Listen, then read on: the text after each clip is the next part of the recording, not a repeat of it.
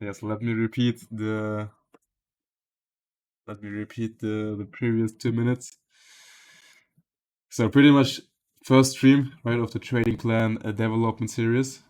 I hope you can all hear me right now. um, but yeah, quick overview of all the 8 lectures that we will create. I will help you to create your own trading plan according to my system within the 8 lectures, right? So there will be like eight lectures kinda, and each lecture you will get one step closer to creating your own trading plan, right? And as you can see, today's uh, lecture will be about trading conditions, right? Which is kind of the step zero of your trading plan, right? Because your trading plan is not only uh, stop run, market structure break, entry model. That's not only your trading plan. So a trading plan is it's way more than only what most people consider as a trading plan, right? And therefore, the first lecture today will be about assessing trading conditions and how you can determine if you're currently in a high probability trading condition or in a low probability trading condition, right? Because each model or most models, especially if you trade or if your model is depending on expansions, right? That's what most trading models, which are not like trading bots, right? If you're trading uh, like you trade, right? If you trade not like a bot which is using arbitrage or something like that, or tick trading, you trade with trade directional, right? You have a direction and you enter a trade.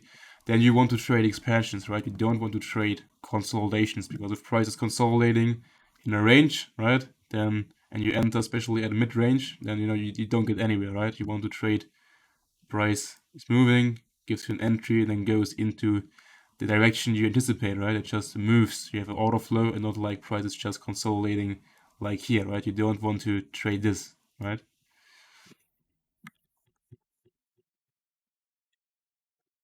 So why do we determine trading conditions? It's because we want to be able to anticipate when we are about to be in a consolidation profile and when we are most likely to be in an expansion profile or retracement profile, right? So pretty much how do we define what is high probability and what is low probability? So high probability is defined as that we'll most likely see expansion, right, in price. That what we define as high probability. Low probability is pretty much the exact opposite, right?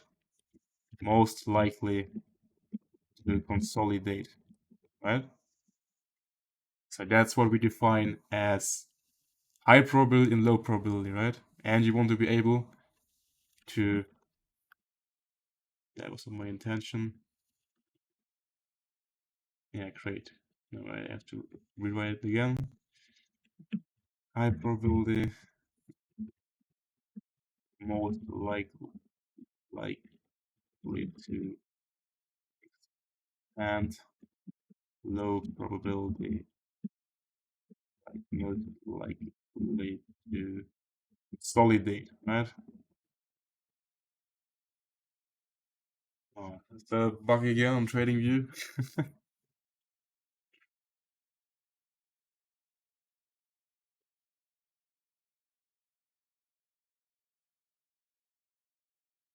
Yeah, anyways, I just wanted to highlight anyways, so I guess you can all also see it that way. So what we define as high probability is most likely to see expansion and low probability is consolidation, right? So that's the basis of what you want to try to anticipate. And we also have, so we have the three market profiles, consolidation, expansion, and retracement, right?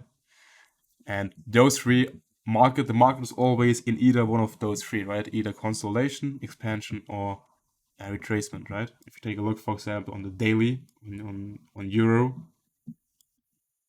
what we have here is consolidation, right? Consolidation, expansion, right?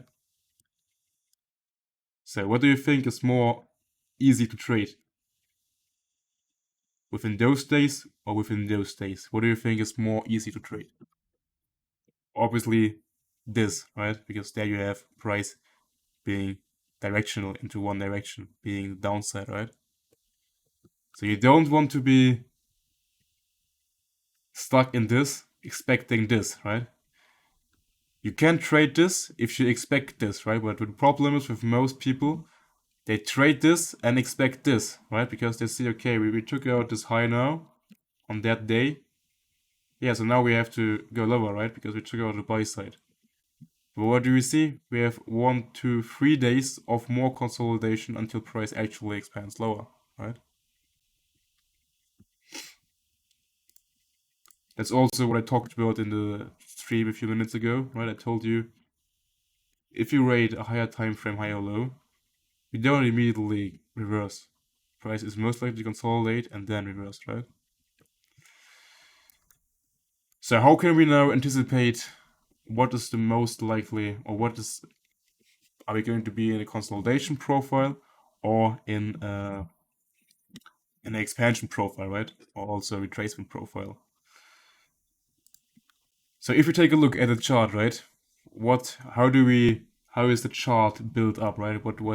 What two things are used to display price on TradingView, right? And we can see we have the bottom scale, right? Which shows time, right? The days, right? With each time that passes by, we have one more candle printing, right? And we have price, right? Being the scale to the right, the vertical scale, right? So we have those two things we can look at, right? We can look at time and price, right? Those two things, those are the two information we have to look. And the combination of both time and price is what you see on the chart, right? So now we have two things we can look at: time-based conditions and price-based conditions, right? We can divide between those two things. We have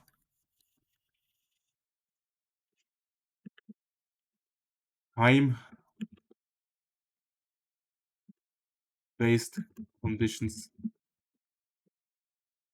and we have price-based conditions, right?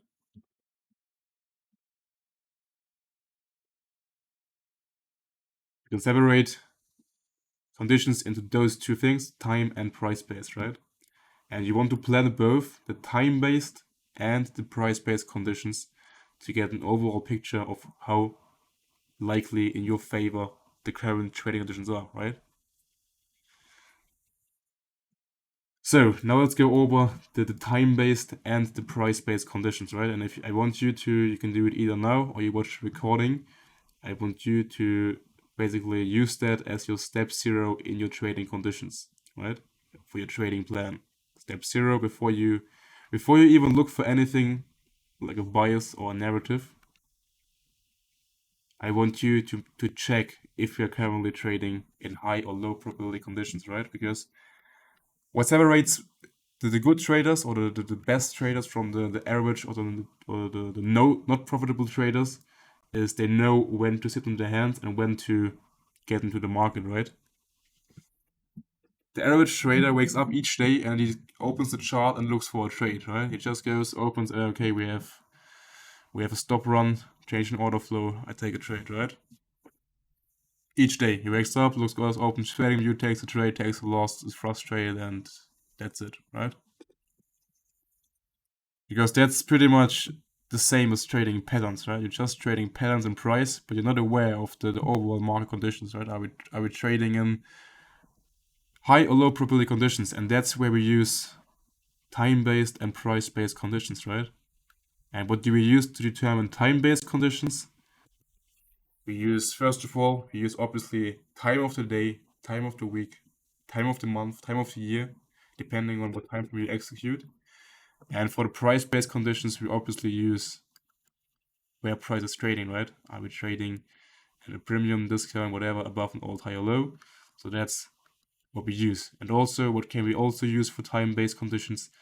We can use the economic calendar, right?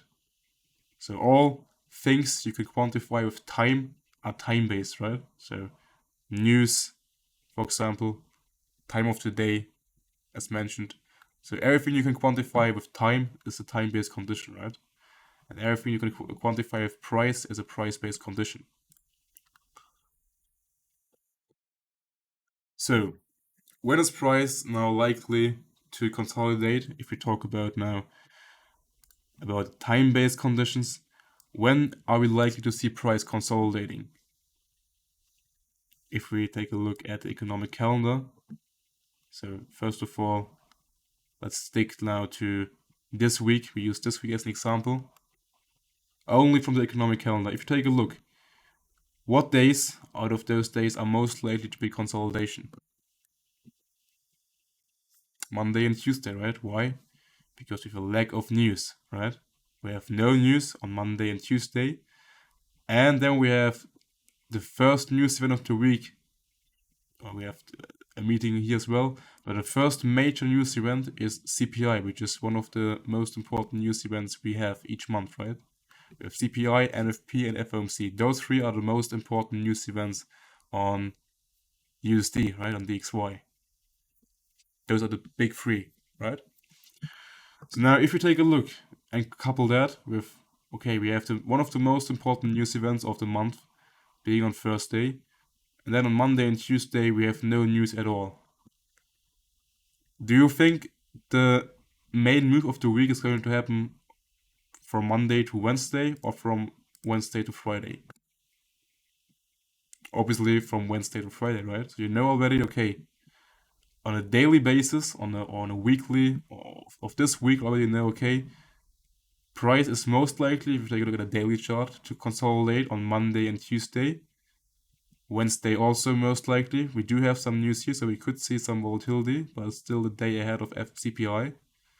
So we all know, okay, on a weekly profile basis, right, which can be divided into 5 daily candles, we can already say, okay, Monday and Tuesday are most likely going to be a lower probability because they will be most likely consolidation, right? And now we can apply the same thing, the same logic to the daily chart, right? Now we went from the weekly to the daily, and now we can go from the daily to sessions, for example, right? Or hourly candles. For example, if you go to Friday, we have PPI at 8:30, right? If we have 8:30 news, red folders, PPI on USD, where's price on that day, on Friday, most likely going to see the most expansion on that day? New York Kill Zone, right? And if you get more specific, in the first half of New York Kill Zone or in the second half of New York Kill Zone? Second half, right? So now you know, okay, we already, only by looking at the economic calendar, we know Monday and Tuesday, most likely the daily candles won't see much volatility, right? It will be quite low. Wednesday, we have some news in the evening of CET or in the noon of New York time, right? 2 p.m. New York time. But overall, still the day ahead of CPI, right? And then on CPI day, we know as well, we have CPI in New York session, right? So, would you take a lower time frame trade ahead of CPI on Thursday? You probably wouldn't, right? Because why would you take a lower time frame trade if ahead of CPI, ahead of New York session, if you know we are consolidating most likely because the market is awaiting CPI at 8:30, right? So you know, okay, we can narrow down Thursday post CPI or around CPI and then heading into Friday, we will see most likely the biggest volatility of the week, meaning volatility expansion, right? So high probability is post CPI on the weekly or the daily profiles, and then narrowing it down to, if you look for intraday trades, you know, okay, Thursday post CPI and Friday same thing. We can look for trades in London session. Why? Because we can we can use the information from CPI the previous day and use them to create a potential narrative in London session, right? But then heading into New York session, so we finished London session, we might have trade, or we might have entered a trade, whether it has HTTP or not, it doesn't matter. But let's say you enter a trade in London session, right? If you find the setup, you enter the trade. Now heading into New York session, right? We open New York session at 7 a.m., right? 7 a.m. is New York open. At 8:30 a.m. we have news. So now, would you enter a trade on like the M5 between 7 a.m. and 8:30 a.m.?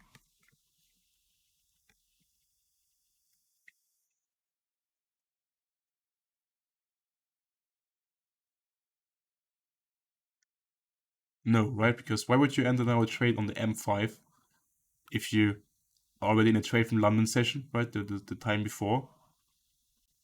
And I told you, same as on CPI, right? CPI is a much more important event, therefore you will see also much more consolidation before.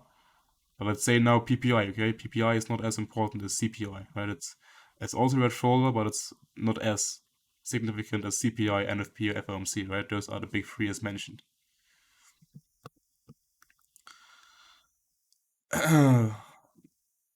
After CPI isn't London low probability. Depends on what CPI is doing. If CPI, for example, hits the overall drawn liquidity, then yes. But then it's not because of CPI, then it's because price hit the drawn liquidity, right? But we will talk about that in the price-based conditions. So what you can do on Friday, right? You can enter a trade or you can look for trades in London session, right? Heading into New York session, 7 a.m., right? It's New York session open. You no longer want to enter a trade on like the M5, right? Or at least you don't want to use an M5 invalidation for your trade anymore. You want to use maybe London session high or low as the invalidation, because then it's hourly invalidation, right? And you can expect that to be protected, right? If you have, for example, a classic buy day, classic sell day, and you expect London to make high of today or low of today, then you can use that as your invalidation. But you don't want to use like an M5 lunch high or low as a trade invalidation pre-news at 8:30, right? It doesn't make any sense. So if you want to enter a trade on the lower time frames, the M5, whatever time frame you want to use, for example, then you want to wait post news, right? For example, news come out, we see maybe an initial manipulation of the lunch lows, where most people put their stops that enter a trade on the lower time frames ahead of news. So you wait for them to get taken out, for example, and then you can enter a lower time frame trade in the second half of New York session post 8:30, right? So now I showed you how you can use high impact news to anticipate when price is most likely to be consolidating or when price is most likely to see expansion, right? You can use the daily profiles for Monday and Tuesday, and for Friday you can use the intraday profiles, right? Which sessions are most likely to see the most amount of volatility or expansion. So, first point for the price-based conditions, time-based conditions,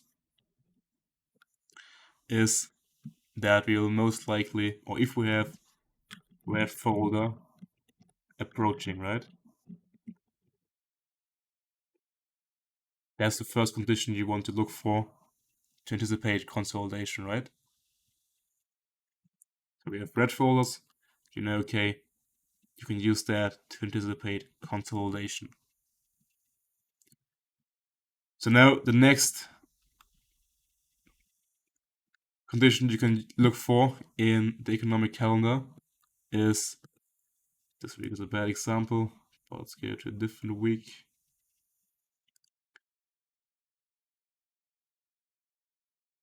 For example, this week, right? Look at first day's New York session, right?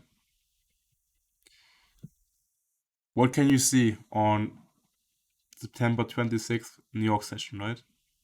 If you take a look at how news are placed within that session.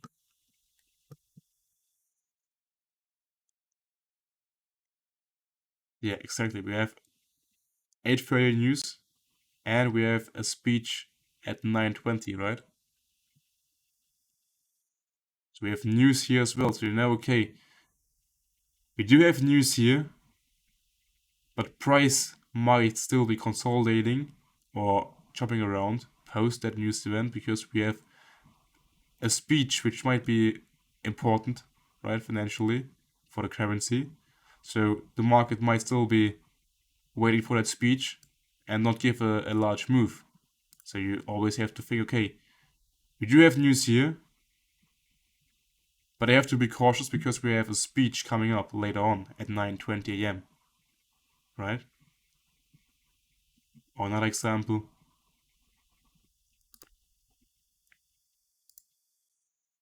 For example, here, this session, right? We have news at 8:15, 8:30, and 10 a.m. So now, do you want to already enter a trade way too early within the first news event if we have two more coming up in the same session? So the more news you have in the same session, the more you want to wait towards the last news events. But usually what you will see, if we have multiple news events within one session, that the first one or the second one will be the manipulation, and then the second or the last one, depending on what the previous news did, right? For example, if you see 8:50 news, maybe they do nothing, right? They come out and you don't see anything significant in price, then you wait, okay? Then we have 8:30 news. Now you see maybe price trading against your bias, right? So you have a bullish bias, for example, for a session, and now you see unemployment claims at 8:30 running price lower. And then you see, okay, we run into a key level, and I know we have 10 a.m. news coming out, right? Then you might anticipate, okay, that this news event might have been the manipulation. So now you anticipate this one to be the distribution or the expansion, right? So you then go from session to session, and from news to news within the session, and you try to anticipate, okay, what role will each news event most likely be, right? Will one be a manipulation, and then the other one is distribution, and so on, right? So that's the second thing you can use the economic calendar, right? How many news we have within one session.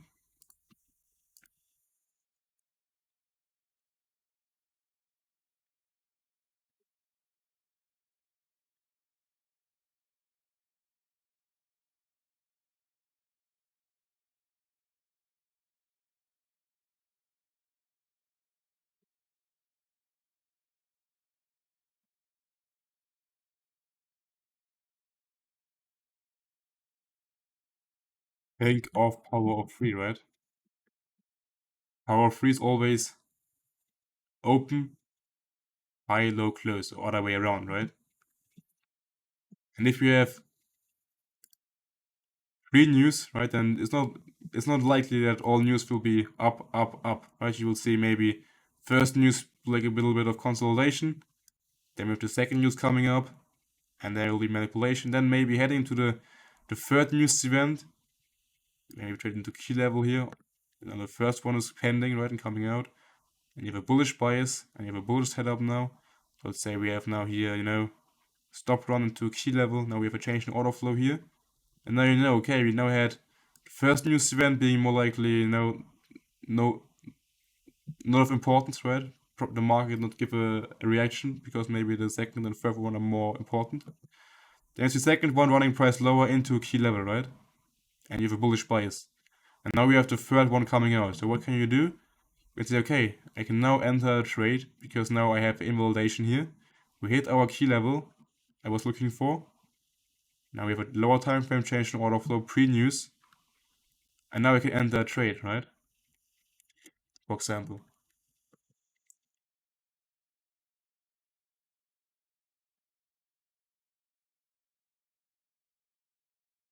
What if we have three news of different currencies? It's a lot the same. Yeah, if you trade Euro, USD, for example, then you use the news of Euro and USD, right?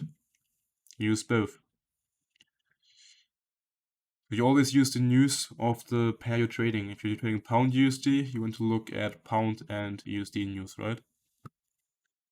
And if you have, for example, two pound news and one USD news in one session, then you still have three news, right? Because both or all news affect the currency or the pair you're trading, right?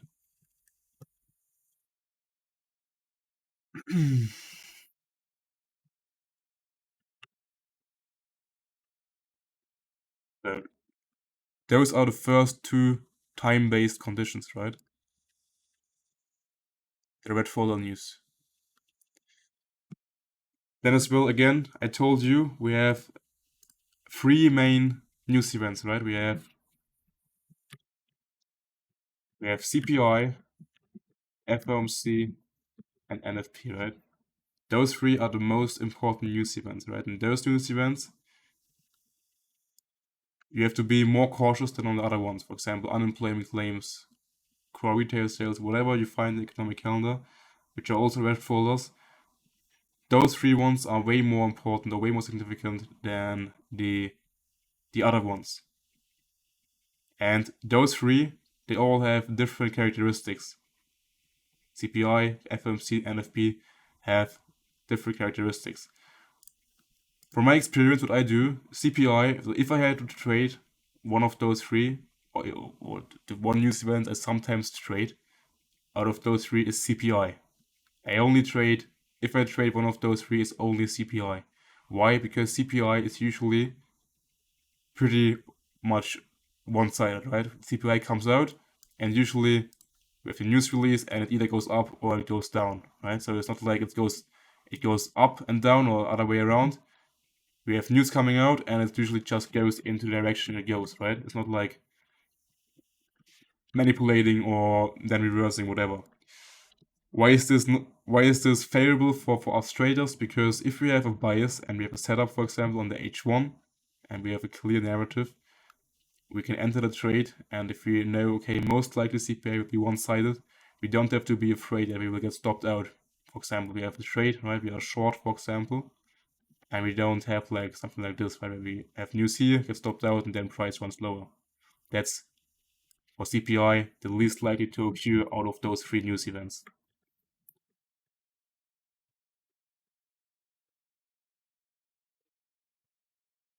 FOMC, I would not trade at all.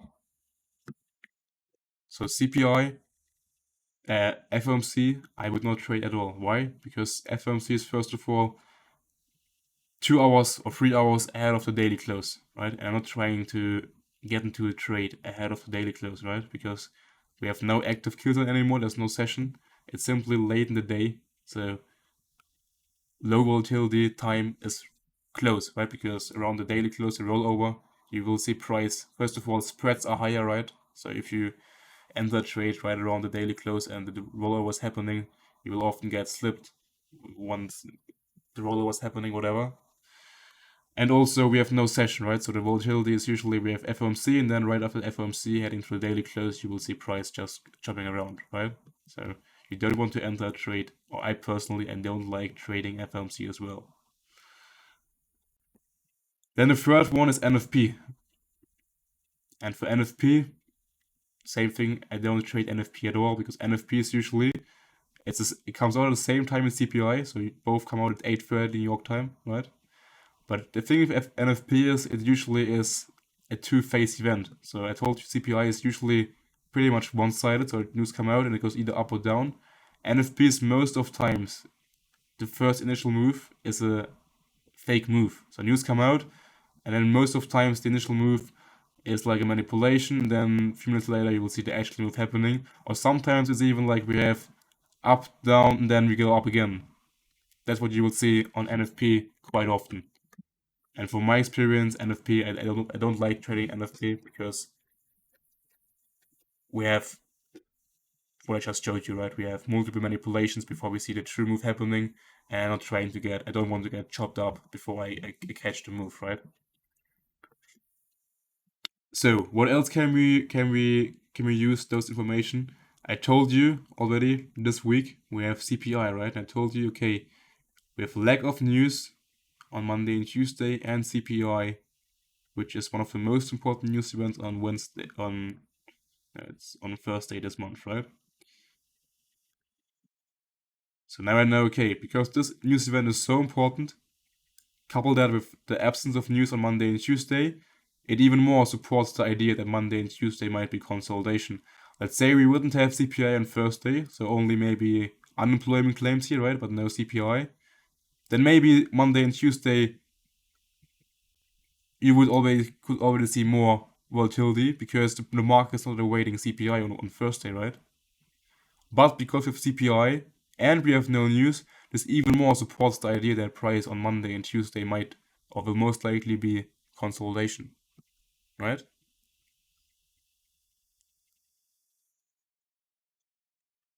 Does CPI always goes one direction? No, obviously not. Most likely it goes into one direction, but it doesn't mean each CPI will be one-sided, right? It's all a game of probabilities.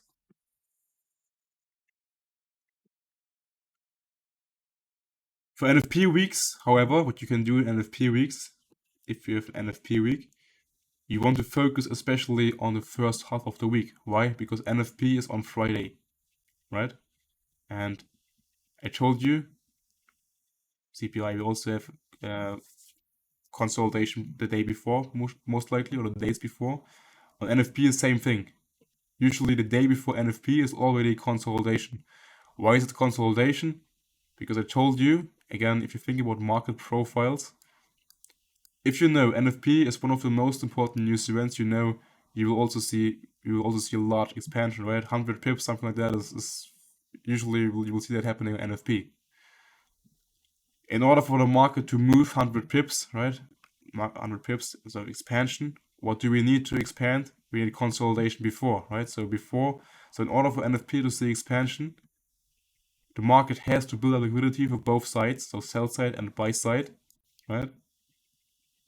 In order for NFP to see expansion, right? And therefore you see the day before of NFP usually price consolidating, or the days before.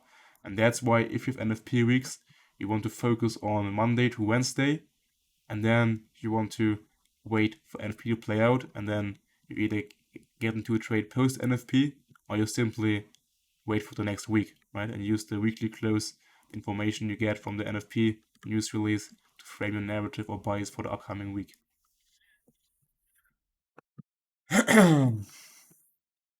So then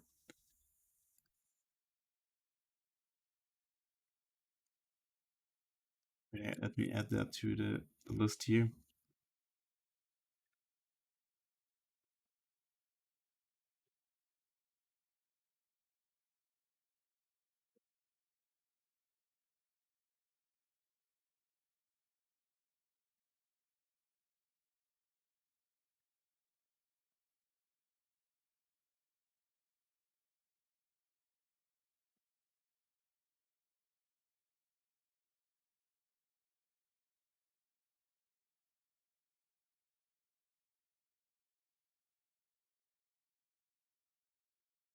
Don't trade ahead, right?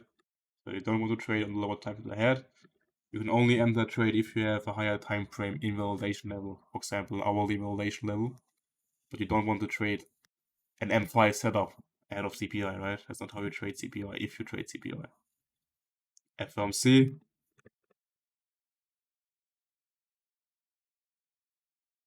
I would skip FOMC entirely, right? Because I told you too late in the day. And also usually two-sided event, right? Also, London session post FOMC, you want to skip, right? Skip next day's London session. Why? Because I told you, again, if you think in market profiles, expansion is always followed, or consolidation is always followed by expansion, and the other way around. So if you have FOMC late in the evening, ahead of the daily close, and we have large expansion, what will London session most likely do the next day? Which is like 10 hours, 8 hours post FOMC of the previous day. It's most likely consolidation, right?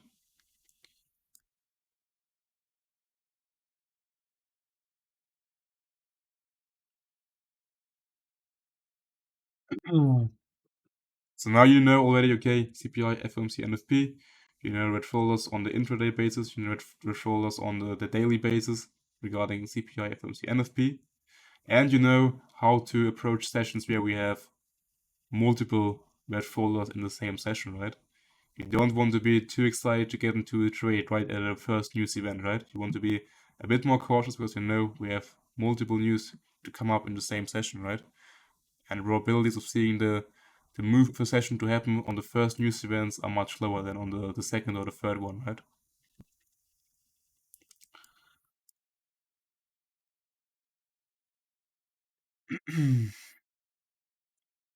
So what else? What other time-based conditions can we identify to be more often than not consolidation, right? If you think about a candle's open, high, low, close, right? We have a candle. We open up the candle. We create the high, then the low, and then the close, right? That's the how a bearish candle shapes, right? We have open, high, low, close.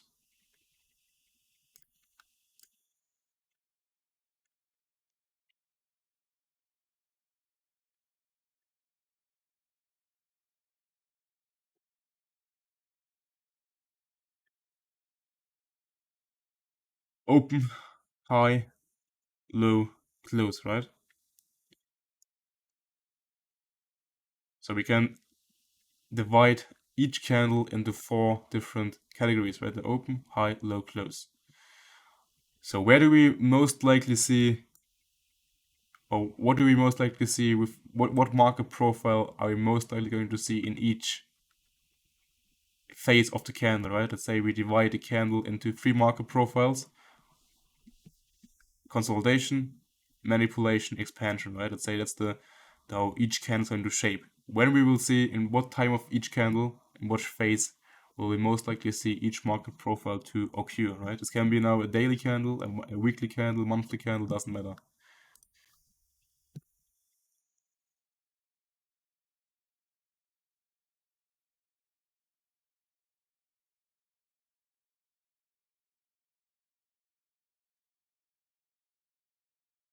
Isn't that Monday to Wednesday for NFP? Did I say anything else? Yeah, Monday to Wednesday. Monday to Wednesday, yeah.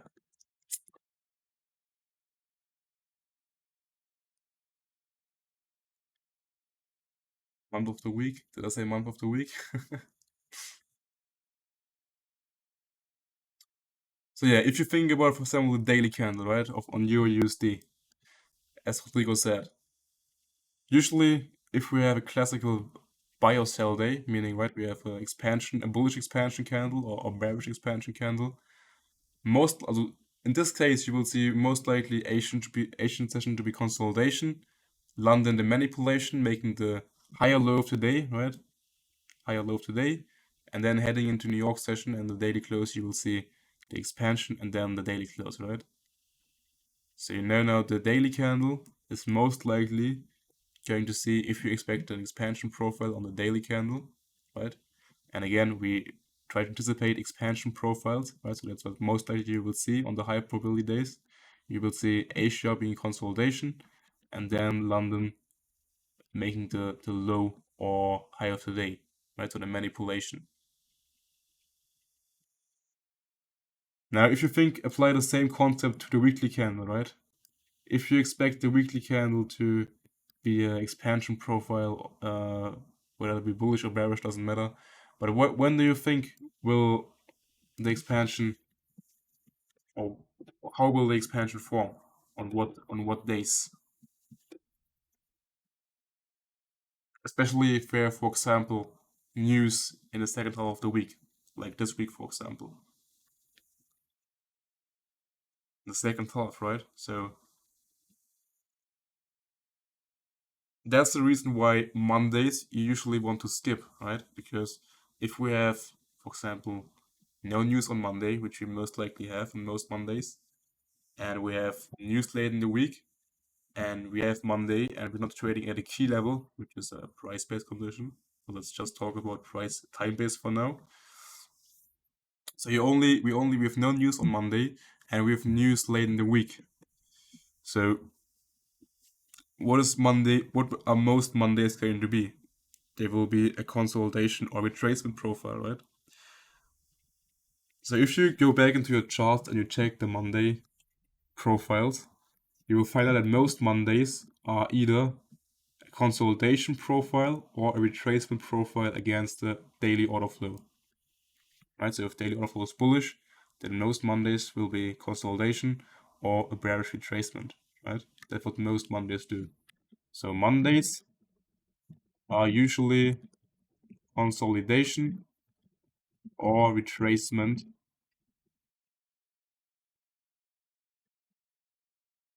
against the daily order flow. That's what most Mondays will be.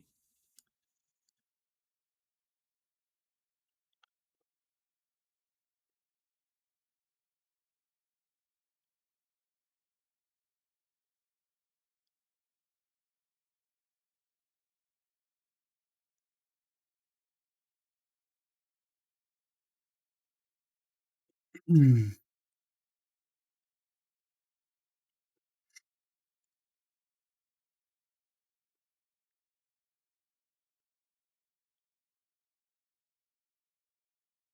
Also, if you think about the monthly candle, right? Especially, for example, last monthly candle, right? Last week, what did I tell you regarding trading towards the end of the month? Or, for example, also last week, right? Did I tell you last week to go to look for, many trades or to expect high probability trading conditions? You will see the best weeks to look for trades are usually within the middle of a candle. So, for example, or towards the end of a candle. For the monthly candle, it's usually the second and third week of the month are usually where you will see the most amount of opportunities in the marketplace. Same for the weekly candle, right? Tuesday, Wednesday, Thursday. Those are the days where you will most likely see the best opportunities to form within the week. Doesn't mean you can't find a trade on Friday. You can, but would you enter a new big position like in Friday late New York session? Probably not, right? Because Friday is late in the day, late in the week, right? It's the last day of the week, the last session of the week. So why would you expect a large move to happen late in the week? Mm.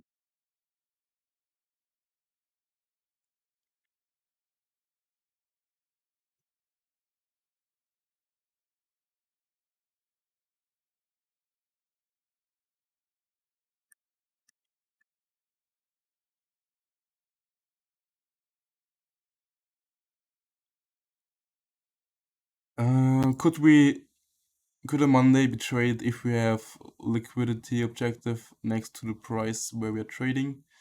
Yes, that's the next point. When can we trade Mondays? So I told you we can trade Mondays if we have NFP week, right? That's the first thing I told you. If we have NFP week, we can also trade Mondays because we can expect Monday to Wednesday first of the week to be expansion, to then go into from Wednesday to Friday into consolidation, to then see NFP on Friday, right? There's one more condition where you can trade Mondays, right? It's if you have to think about market profiles. And if you have a Monday and you want to trade a Monday, which is not NFP week, you have to look at the previous week's price action of Friday and Thursday.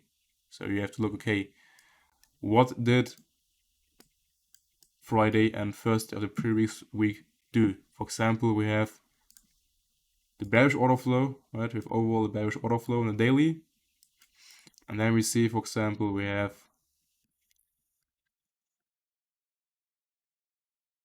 here that's Friday here, right? Friday. And then we have, oh no, that's actually Friday here. And we have Thursday, right? We have that's the previous week, and now we have Monday coming up, right? Here's Monday, so the next week. And we have a bearish overall order flow.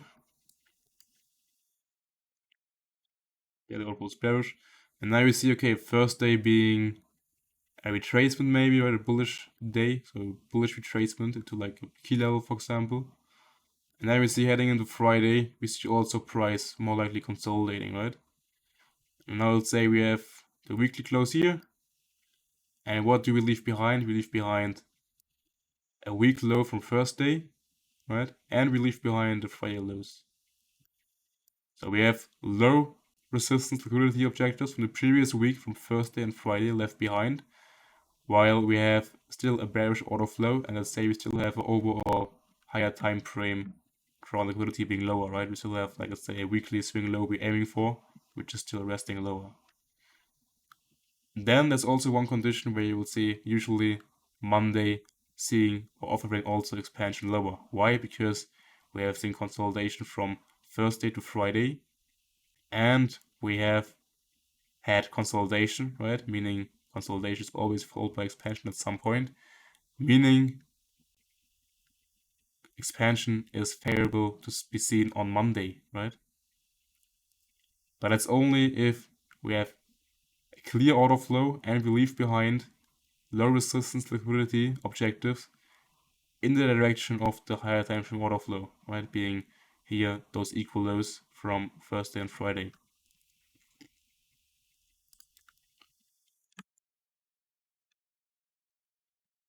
Does that make sense to you?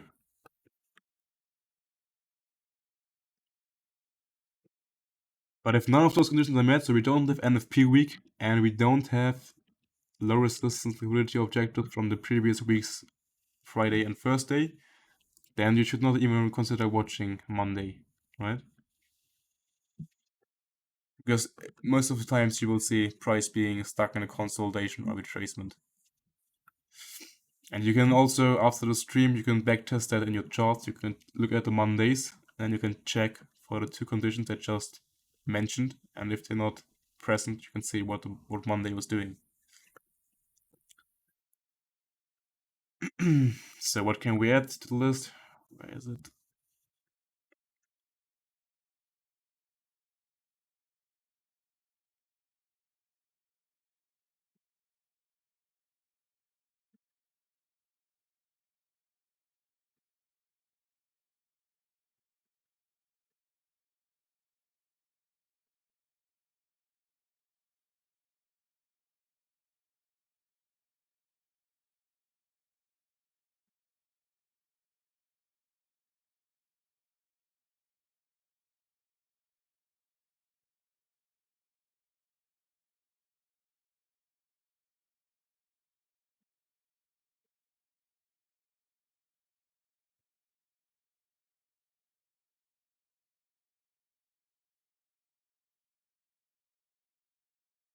So if Thursday and Friday of the previous week leave behind a low resistance liquidity run in the direction of the daily order flow, you can expect expansion on Monday. Right? So those are the two characteristics you can look out for to anticipate when Mondays will be expansion profile or a retracement or consolidation profile.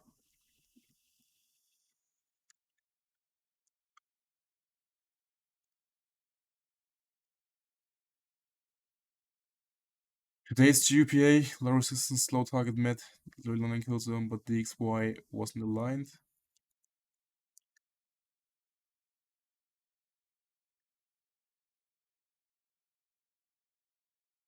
No, today was not the example of that. Why? Because if you look at the days, did Friday leave behind a low resistance liquidity run? No, it didn't. Friday swept the first year lows. Right, so that's not any more low resistance. If this would have been a higher low here instead of a lower low, then yes, it would be that. But today, why we did not take, or why I was not looking for the trades, was because pound was bearish and DXY as well, right? Both have been bearish in London session. So there was not alignment, which is also a trading condition we will talk about in the price-based conditions.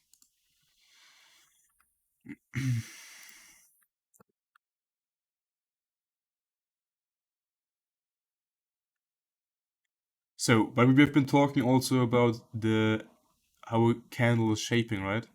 And I told you don't want to trade right at a candle open and also don't want to trade right at a candle close, right? So for example, if it's a monthly candle, you want to be cautious trading the last or first day of a new month, right? Because that's the open and the close of a new month or old month. So therefore, you want to be cautious trading on the last day of a month or the first day of a new month. Okay, so those days as well, you can see sometimes, yeah, not the most favorable price action to look for trades. So that's the last and final time-based condition.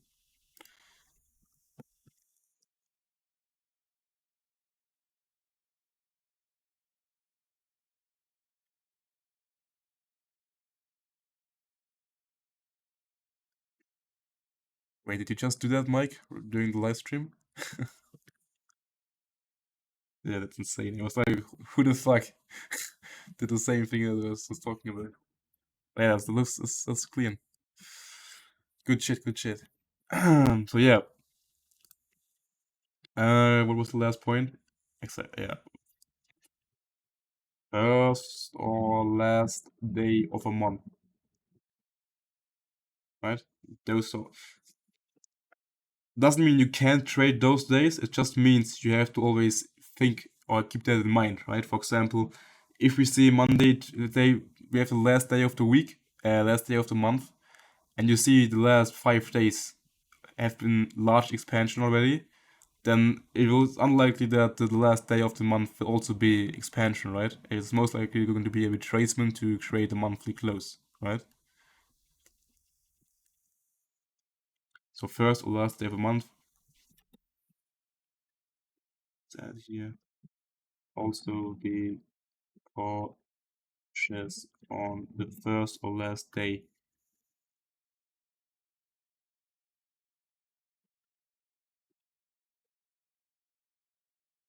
of the month, right? So those are pretty much all the time-based conditions, right? You have to always keep in mind. All right. And now we can go over to the time-based conditions, right? The price-based conditions. We can talk about those now. So I told you, time-based conditions is what you look for on the horizontal scale. Price-based conditions are what you look for here, right? The vertical scale, price.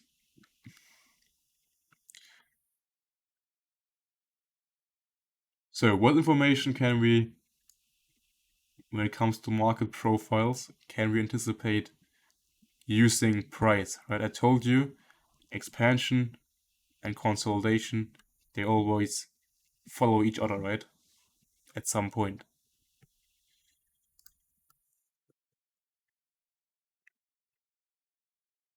So what price information, if you look at the chart, for example, think of sessions, can we use to determine price-based conditions, right? We know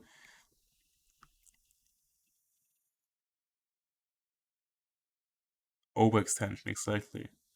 So we know now, for example, if we talk about, let's start with the daily time frame again. Let's say we look at a daily chart, right? And you do take a look at the previous daily candles before you consider taking a trade on the current day. And now you check the daily candles of the previous 3 days, right? You check the market profile of the previous days. What information can you use to anticipate then the current day's most likely market profile? 3 daily candle rule, yes, for example. For example, you see, okay, the last 3 days all have been a bullish expansion profile, right? For example, let's go to the daily here. We see here one bullish expansion, second, third. Now you see on the 4th day it's still an up close candle, but you can see where price is closing is it's already retracing, right? It's not as bullish anymore.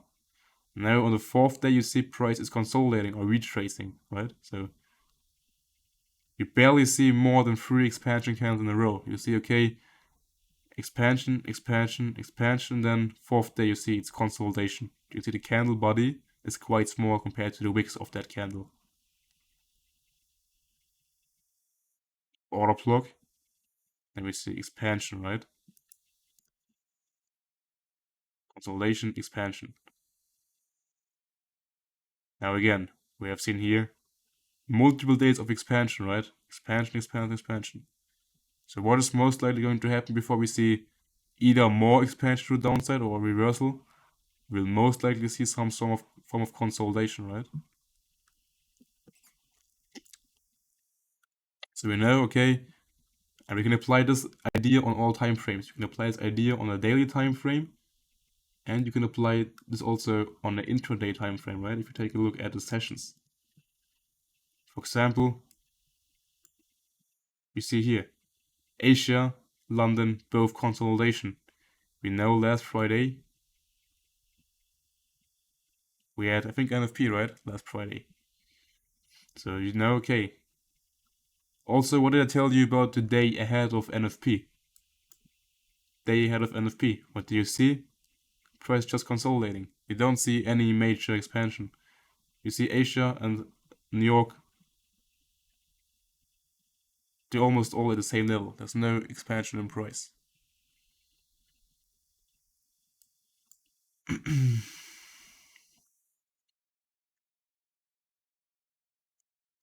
Consolidation, manipulation, expansion, right? After expansion, what do we see? Heading to the daily close, consolidation, Asia consolidation, and then again, expansion, right? Consolidation, manipulation, expansion. Retracement, expansion. Expansion done, consolidation, consolidation, manipulation, expansion, right? And then day before NFP, consolidation, consolidation, consolidation, and then with NFP coming out,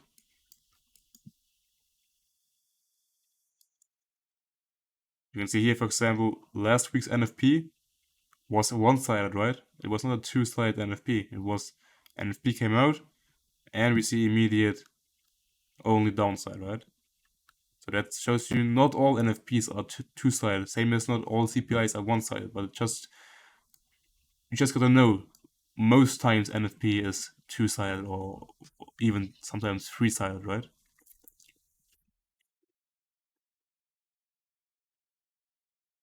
So what can you use that now for your trading? You always want to look, if you're trading a day, you want to look at the previous 3 daily candles.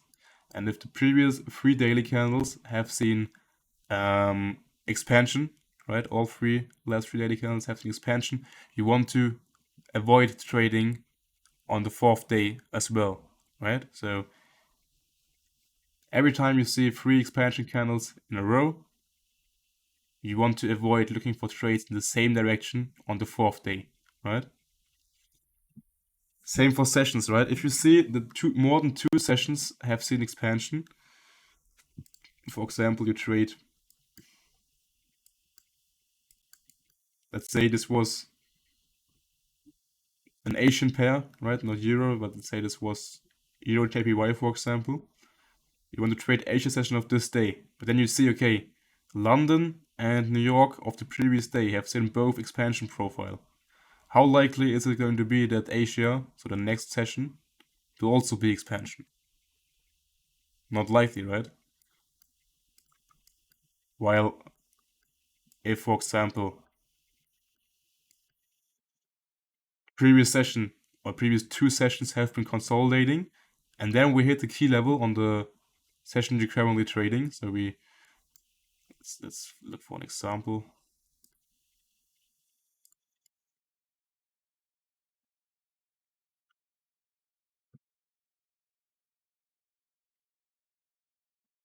For example, this trade here, right? What can we see? What happened in London session, right?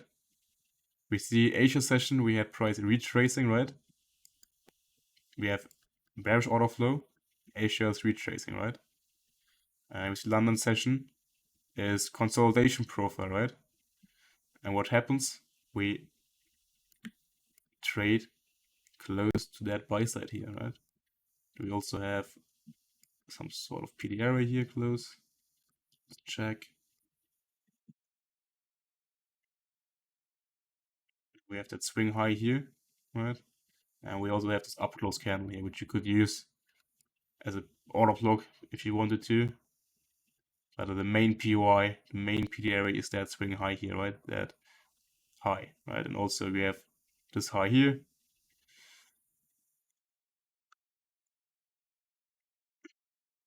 And now let's check the market profiles, right? We had here price ranging, and then you see London market profile is consolidation, right? It's building up liquidity. Heading into New York session, we had news here as well, right? So we couple that again. We blend price and time, right?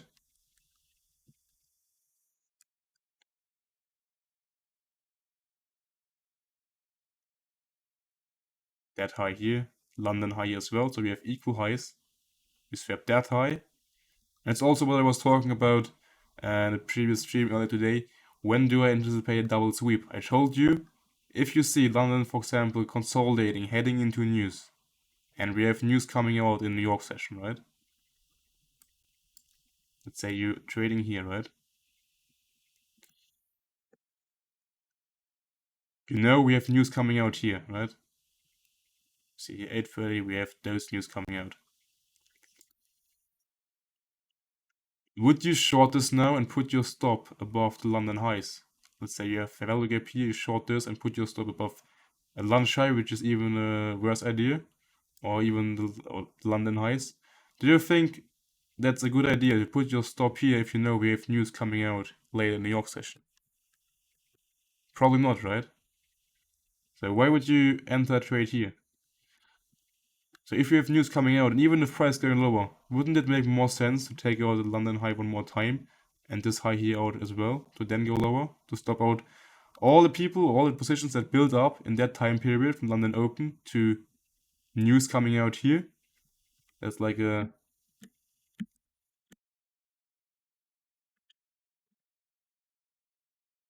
What is that? It's like over 6 hours of price action, right? So all those positions that build up within that 6 hours, they have their stops here and here, most of the stops, right? Sell side, buy side. So you don't want to put your stops here or here, either way, right? So we have news coming out, and now we have again New York Open, right? Open, high, low, close.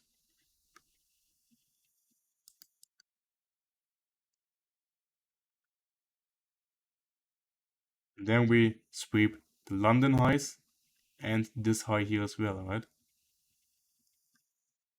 And now you can look for a change in order flow to enter a trade, right? Because now all those positions who built up here and had their stops above the range highs are now liquidated, right? They are now taken out. And now we know, okay, we have news coming out here. We have been consolidating here with a range, now a manipulation. Buys are still bearish, right? So now we can expect, we also have equal lows as a target, right? Now we can expect price to expand, right, on news.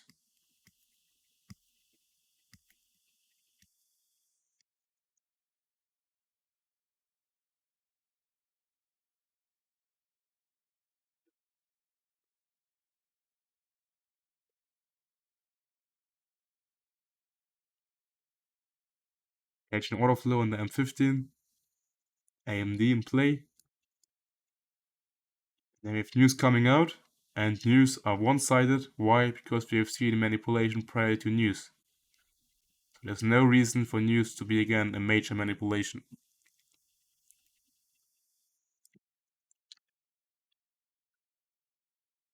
So if you trade a session, it's ideal if the previous session was a consolidation profile, or you have seen a manipulation in the previous session, right? If you have seen a manipulation in the previous session, you can look for a continuation, which is the New York continuation profile of London makes the high low of today. And if you have not seen a manipulation before and it was a consolidation profile, then you want to see the session you're trading to make the manipulation first, and then you can look for a trade, right?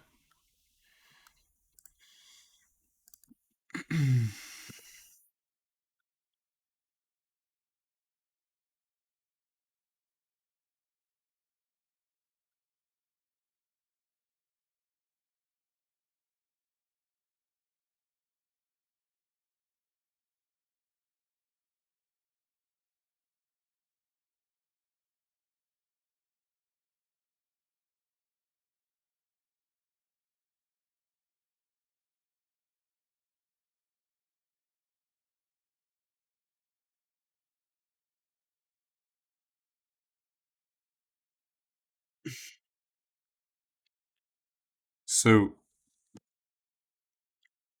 price-based condition number 1.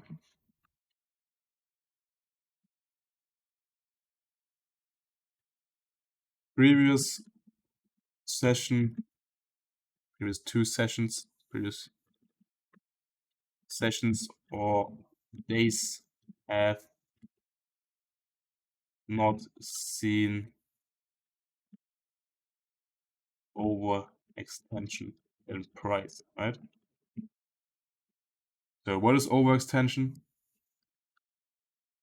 For a session, it's usually if it's above 50 pips, right? If you see more, if you see 2 sessions, which are both around 40, 50 pips and they have the expansion profiles, then the third session is, you don't want to look for another expansion profile, right? And for the days I told you, if you see 3 daily expansion profiles in a row, don't look for further expansion in the same direction on the 4th day, okay? Doesn't mean you can't see 4 or 5 expansion profiles in a row, it just means it's much more lower probability, right?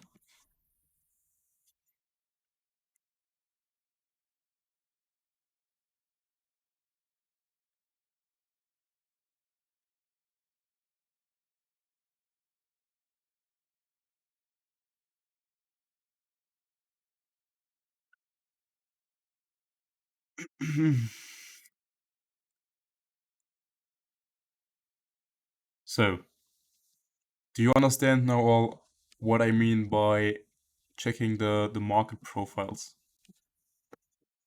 Or the extension, right? Expansion in price. Okay, great. So that's the first price-based condition, right? You don't want to look for trades or further expansion trades if expansion already happened in the sessions or days before, right? So now the next condition is, next price-based condition is if price is trading into a key level or if price takes out a higher time frame swing high or low. Right, so it's usually the end of a market maker buy or sell model, right? So if price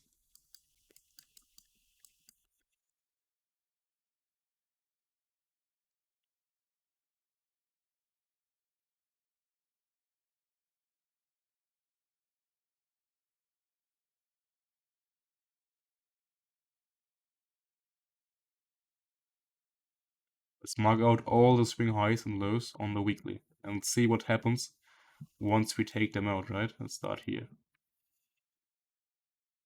Swing high taking out here.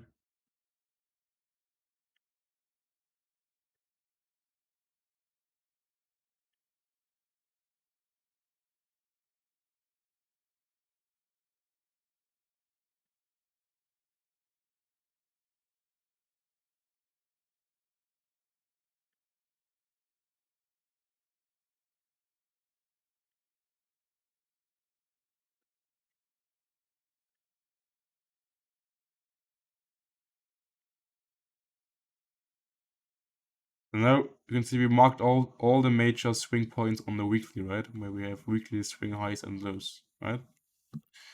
Now let's get on to the daily and see what price was doing once we have taken them out, right?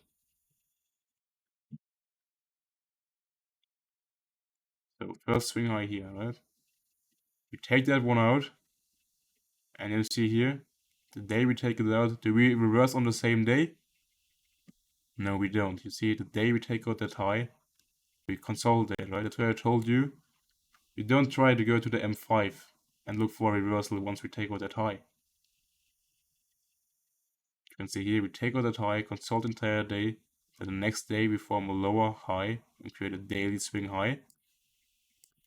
And then we create the expansion lower, right? And then we create a balanced price range, get a retracement into the balanced price range, create a new swing high, and again you can look for a continuation here.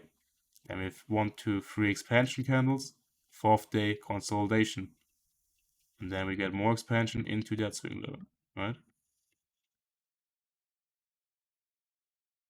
Then again here we reverse from that high, go lower, take out this low on the daily, get a retracement, consolidation, manipulation of that daily swing high, and then we run lower, right, and trade into the weekly low.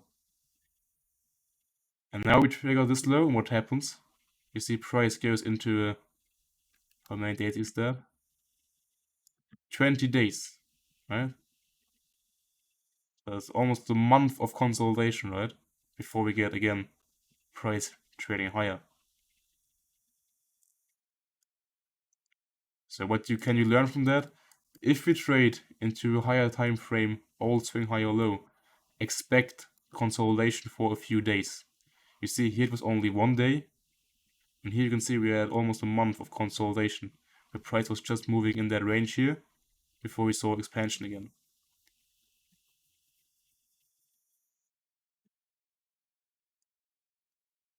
Now again, same thing here. We have this high here, we take it out in that day, and what do we see? Consolidation before we get continuation higher, right? Here we got a change in order flow. Here we respected that fair value gap and kept going higher, right?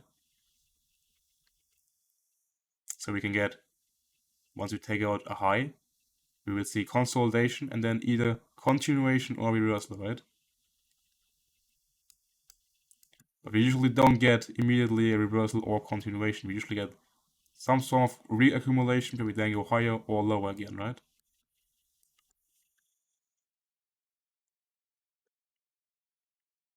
So the next swing high we have here that we've taken out on the weekly, we took it out here. What happens the days after?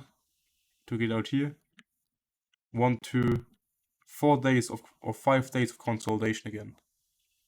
And do you think trading intraday within those daily candles is easy or makes fun? Probably not, right? You rather want to trade those days where you see expansion. You don't want to be trading those days, really. You want to try to avoid them as much as possible. And then what happens? Consolidation, and we get a double sweep of that high, right? And then what happens? Fair value gap we left behind, close below, and then we can get price running for the lows here again. And we get a retracement, bullish change in order flow once we close above those fair value gaps. Inverse fair value gap, retracement, continuation, go to external liquidity, then go for the weak swing low, get the double sweep here, and we go higher again, right? Close above that swing high, meaning higher prices are likely. Go higher, take out this daily high.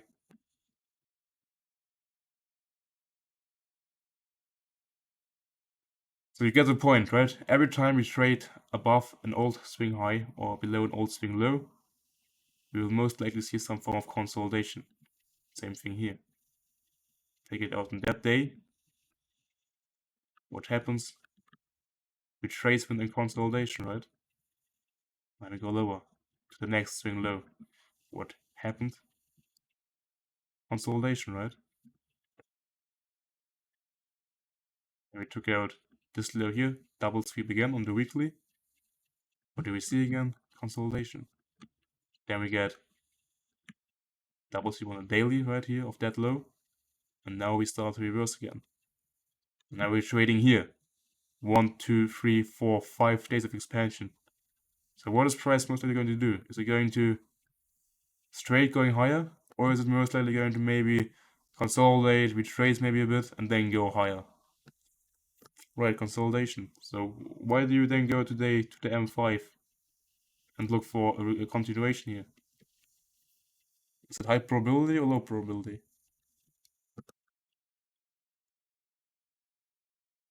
Exactly. And now we combine that with time-based conditions, right? Monday, Tuesday, lack of news, CPI on Thursday. So now we already have how many reasons to anticipate low probability conditions? We have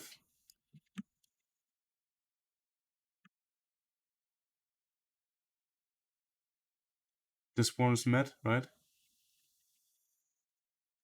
We have CPI approaching.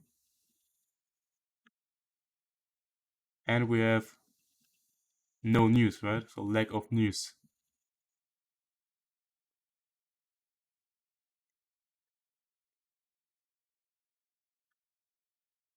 Time-based and price-based, we have already this one meeting being met as well. Overextension of the previous daily candles and also the one we just talked about, right? Price hit higher time frame, swing high or low, right?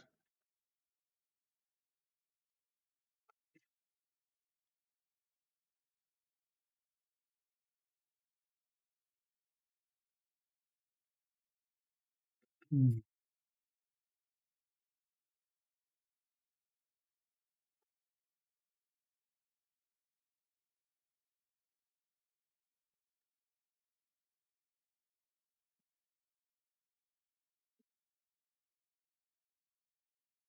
3-day candle rule, right?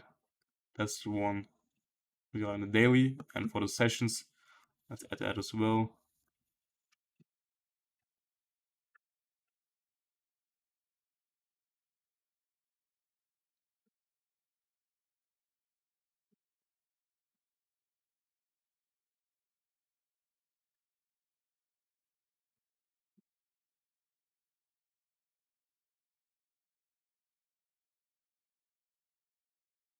Alright.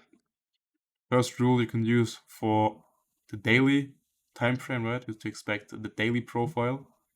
And for the session profiles, you don't want to see more than 2 previous sessions to have seen expansion if you want to trade the third one, right?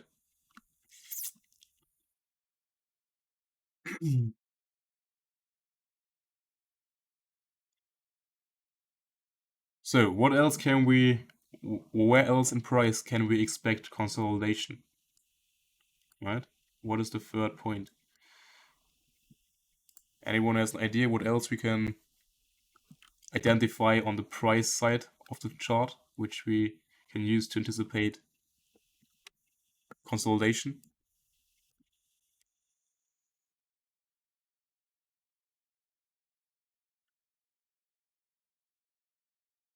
The all met, that's already what we talk about here. Price hitting higher time frames, being higher low.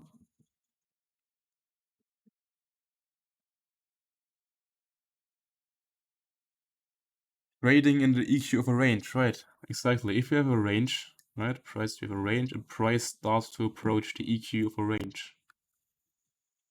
Then price also most likely consolidating.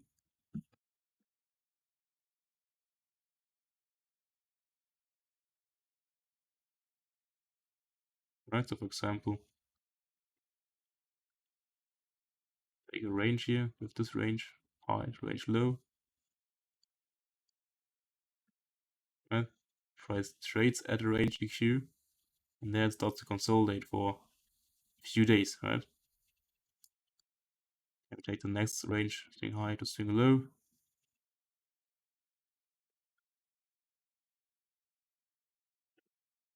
That's the range EQ. We have this high resting inside. Price consolidates.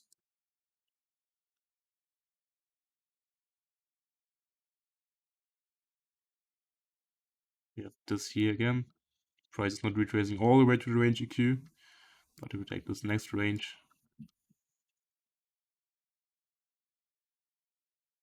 range EQ, right?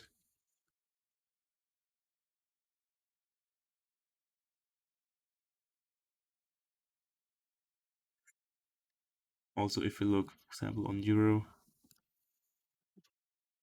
we have some intraday charts.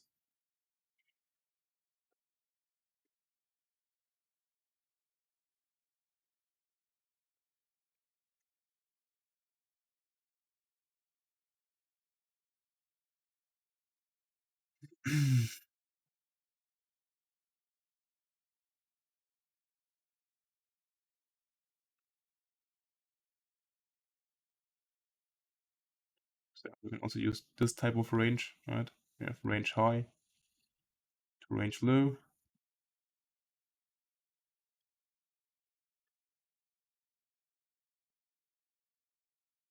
So what do you see at the range EQ? Price tends to consolidate around the range EQ, right? Consolidation here, consolidation here. So wherever you can identify a range, especially if you've taken out a higher time frame objective, right? You don't really want to do business at a range EQ, right? You only want to trade or look for trades at a range extreme, right? If we are in a consolidation profile.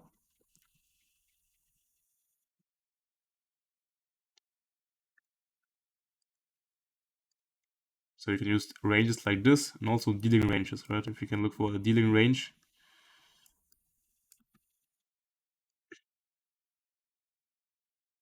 let's find an example for dealing range.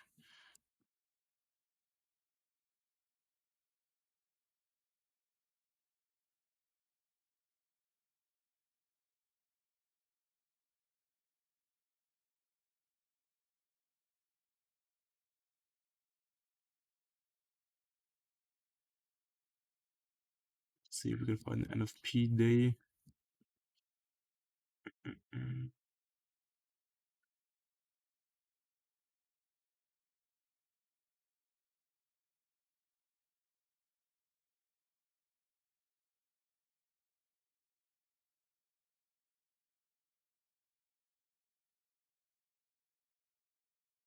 Example, pound today was example, right?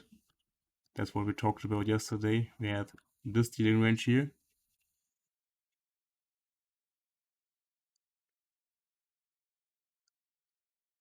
Right, dealing range here.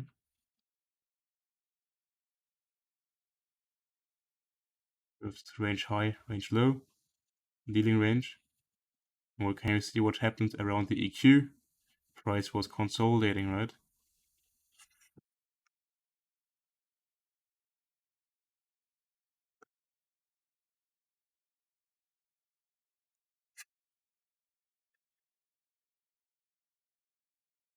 So I hope you understand what I mean by that. Now you can lose dealing ranges, right? Especially if we hit a key level, which that low a value gap. And then if prices retrace into range EQ, we will often see price starting to consolidate.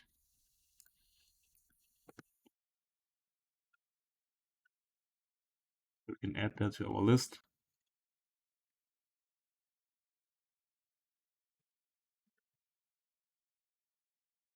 Price is trading at the mid or at mid range, right? Can be a dealing range or also a consolidation profile, right? Which is also a range.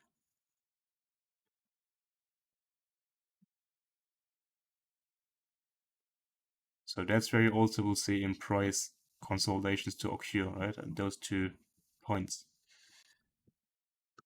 And as you can see in the chat, we can also add trapped order flow, right? What is trapped order flow? Trapped order flow is if price is trading between 2 opposing PD areas, right? So what do I mean by that?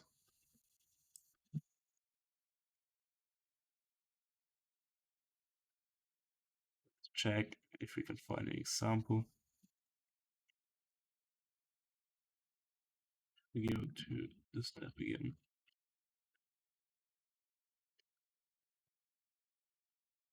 For example, we go back to DXY.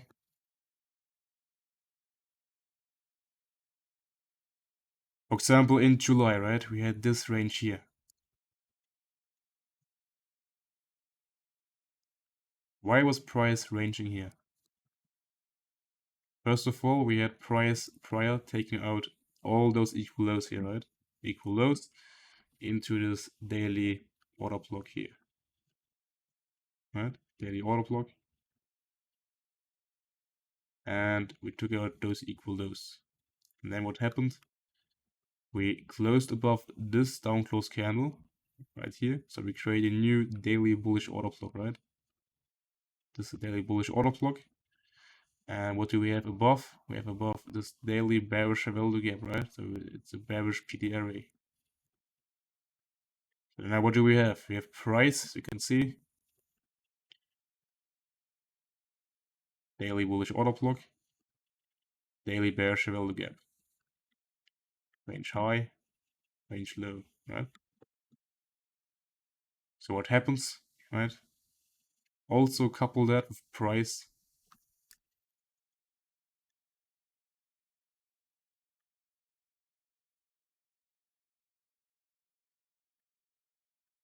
You see? Price hitting higher time frame key level, this low and this low.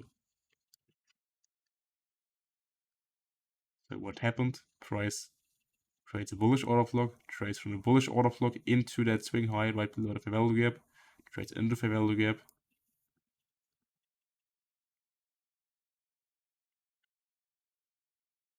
Can manage to close above fair value gap. And then goes back into the order block. And then finally the order block gives up, right? So now we leave trapped order flow because the bullish PT array gave up, right? It did not manage to hold price higher, right? Price, once sweeping that high into fair value gap, it managed to break the order block and displace lower, right? And now you can see how price starts to continue the bearish order flow again, right? Large expansion, so we see some retracement and consolidation into fair value gap, key level, and then we see continuation into this low, or this low here, right? So if you see price starts to trade between two PT arrays, opposing PT arrays, a bearish and a bullish one, and price is not willing to disrespect the bullish and the bearish one, so it's respecting both and just ranging between both, then you know we have trapped order flow, right? And you want to wait until one, either the bearish one, in this case the value gap, or the bullish one, in this case the order block, get disrespected and turned into inversion levels, right?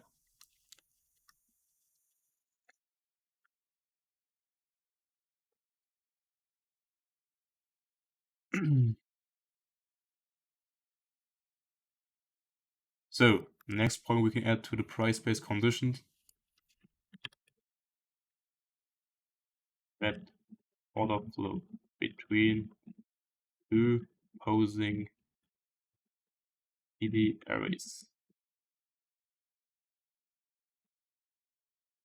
right?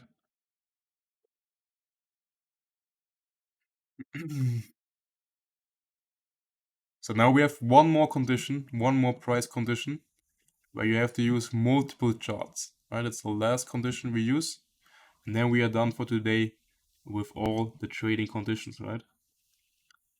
So there's one more condition. I can always see it in chat exactly. We use intermarket correlations, right? Decoupled assets. So we look at the markets we are trading and we look at all the markets which are correlated, right? For example, Euro, Pound, DXY, right? They are closely correlated, right?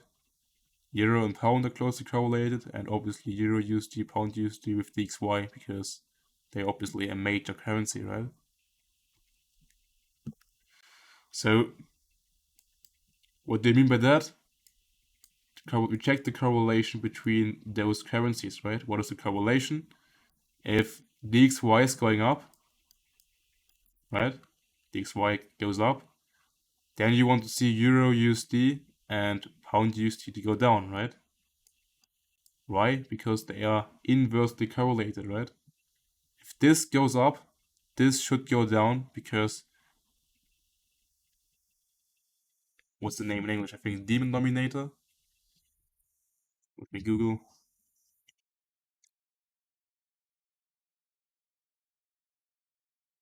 Yeah, it's the denominator, right?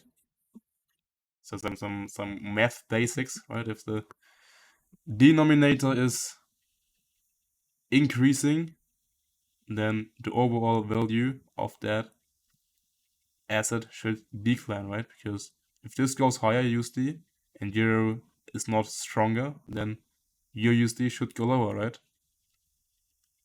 Same with pound. But if you see now both going higher, so DXY is going higher, and pound USD as well, or both are going down, right? Both are going down. And you know, okay, it shouldn't be the case. They shouldn't trade in sync. They should trade the other way around. If one is going up, the other one should go down. Or another Kraken correlation would be, for example, Euro USD is going up, right? EU is going up, and GU is going down, right? And you also know, okay, usually both should trade in the same direction, right? Not like one is going up, other one is going down. Usually both should go either up or down, but not like the other way around. For example, today, right, if we go again,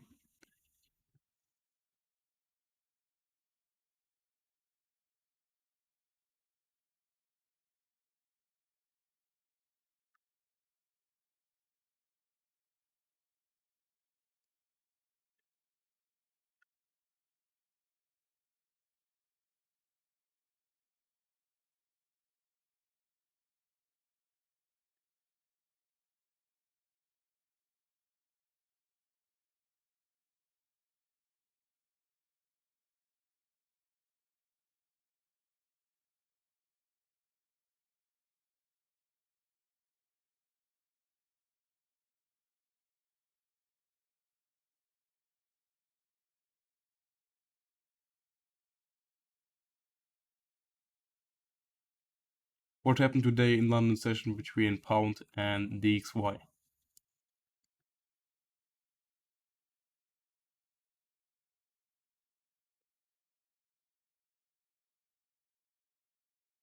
Right? One was going up, the other was going down. Pound was selling off, going for the sell side, while DXY also went for the sell side of the Asia lows. So DXY down, pound down, right? What is Euro done?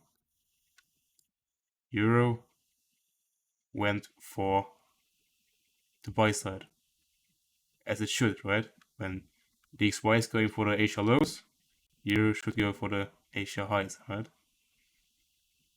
So it's basically, you want to check, okay, what are decoupled, or what are the correlated markets doing, and are all assets trading in sync as they should, right? If you see they're not trading in sync, then it's also low probability, all right? So you always want to check, are the assets I'm trading in sync?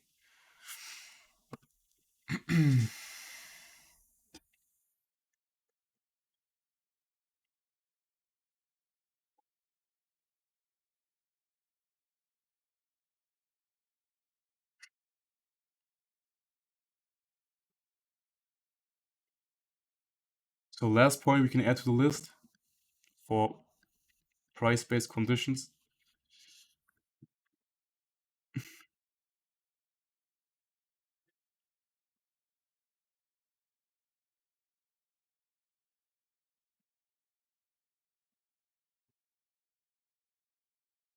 Right? Correlated assets are decoupled, right?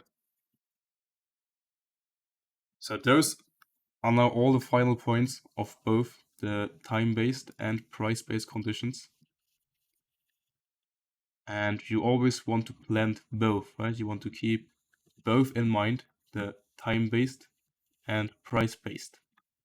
And now, obviously, trading is not black and white, right? So we can't say trading conditions are either bad or good. So most of the time it's somewhat in between, right? The more criteria are met, the lower probability are the conditions.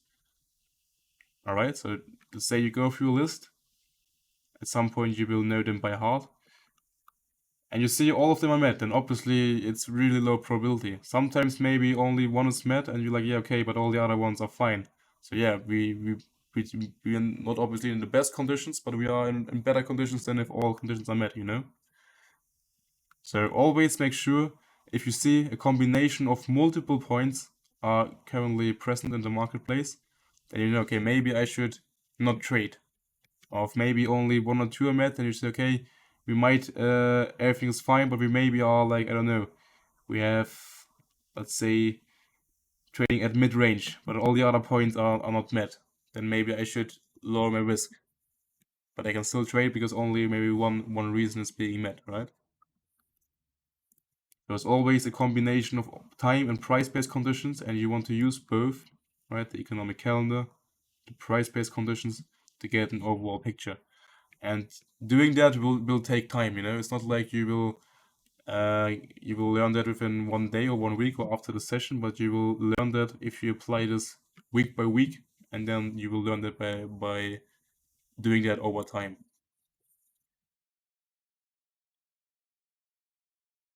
How many do you need to have to look for setup? What do you mean? How many reasons? As mentioned, I look at all of those, and if I say, okay, we have, let's say, I don't know, for example, this week we have lack of news, right? We have no news. We have overextension the week before, and we have CPI on Thursday. Those two reasons are already enough for me to not take a risk or look for trades on Monday and Tuesday. Or if there's should be a clear setup, I might risk less than I would usually. Okay, so that's what how you use this, right?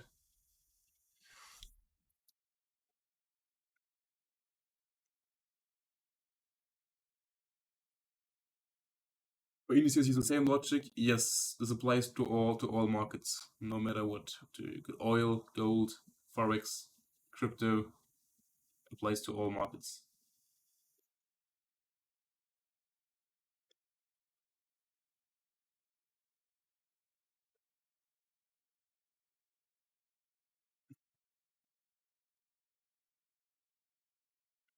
So, as mentioned at the beginning of the stream, this is always what you want to do before you look for the actual setup you're playing, right? You always want to make sure, you want to determine, okay, what are going to be the high probability days of the week and what are the high probability sessions of the day going to be. And those are the ones you really want to focus on. I'm not going to say you can't trade all the other days, but usually what you want to do is, for example, if you know Monday to Wednesday are not high probability, then maybe you want to stick more to the higher time frames, to the hourly maybe only. And then the more high probability session becomes or day becomes, the more you can go to lower time frames, alright? That's how you can also use trading conditions. You can use it to navigate between sticking more like to hourly trades or M15 trades and also sessions, for example, where you go to the M5. For example, would be Friday New York session post PPI would be a session which looks promising where you can look for M5 trades, right? Because we have news, CPI played out, and we have also post news, right? So that's a session where you could use the M5, for example.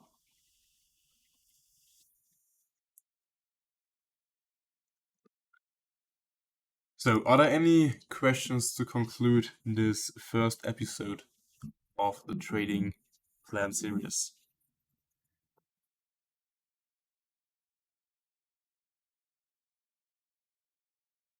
Post news trading is just trading with news, order flow on M5? I don't get the question. If you could, do you ever slip with your cam? I don't have a cam on my PC, so I can't slip with my cam.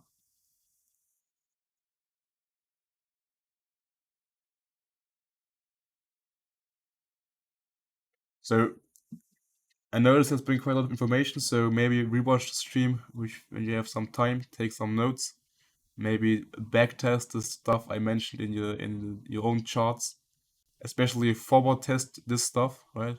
Forward testing is always better than back testing.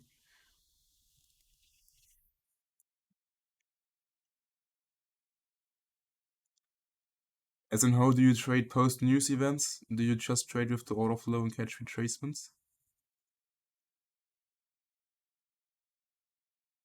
I mean, I always trade with the order flow, right? Why would I trade against the order flow? So I don't know how this question relates to news.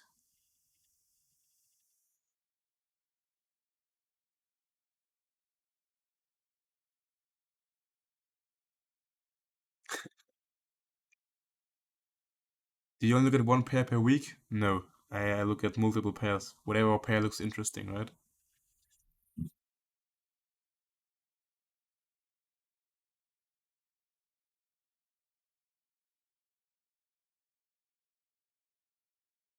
Will you do another episode about trading conditions tomorrow? What do you mean tomorrow? Another episode about trading conditions?